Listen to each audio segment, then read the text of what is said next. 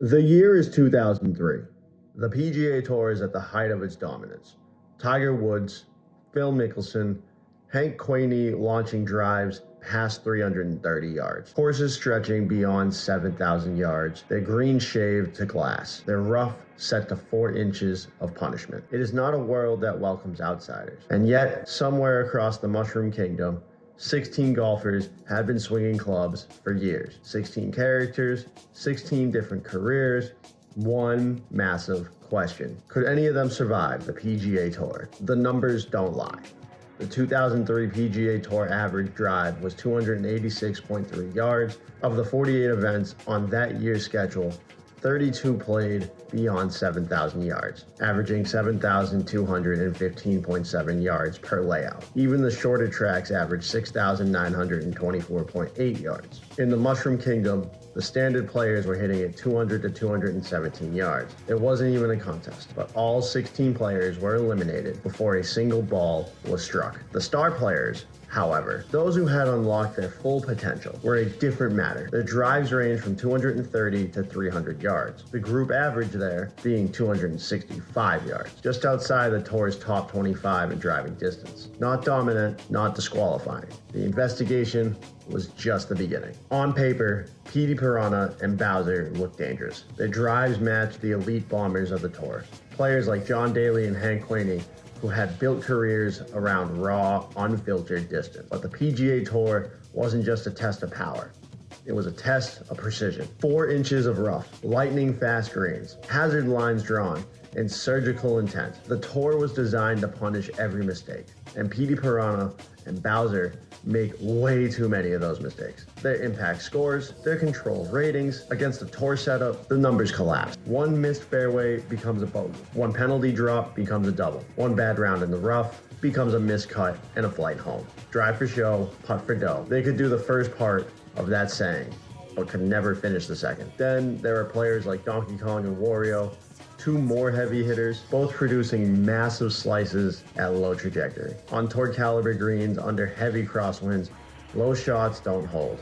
Extreme shot shapes always get punished under pressure. They never had a realistic chance, and just like that, 4 players are eliminated. Going back to the numbers, back to the cold arithmetic of it all, a clear line had emerged. Any star player averaging less than 270 yards off the tee would not survive the length of a Tour setup. Not the length, not the difficulty, not the pressure. Not Luigi, not Yoshi, not Waluigi, Koopa, Diddy, Birdo, Bowser Jr., or Boo would be able to gain a Tour card. They were all just a little too short to have a chance. And just like that, 9 more players were gone. 2 remained, Star Shadow Mario and Star Mario. Shadow Mario hits the ball 275 yards off the tee, 11 yards behind the Tour average.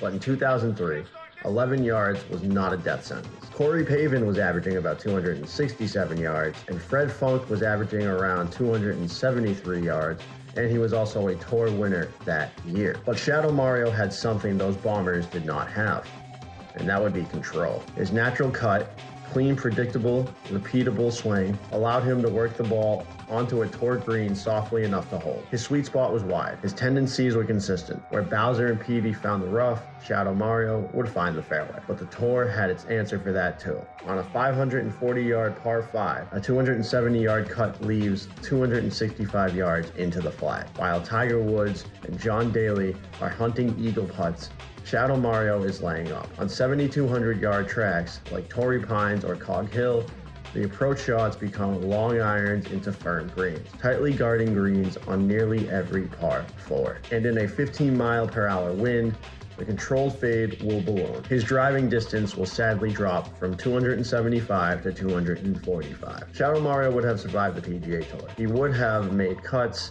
probably cashed in some checks, built a reputation that was respectable, very similar to the reputation of Fred Funk and Luke Donald. But there is a difference between surviving and thriving, and there is still one player left to evaluate. Star Mario hits the ball 280 yards, dead straight, not 275 with a fade, not 290 with a hook, 280 yards on a straight line every single time. In 2003, Mario was 6 yards short of the Tour average. He wasn't going to overpower Torrey Pines. He wasn't going to eagle every par 5. His high ball flight left him generally vulnerable in a crosswind situation. That much is very true. But his strengths were something else entirely. A 15 out of 20 spin rating, elite by any standard.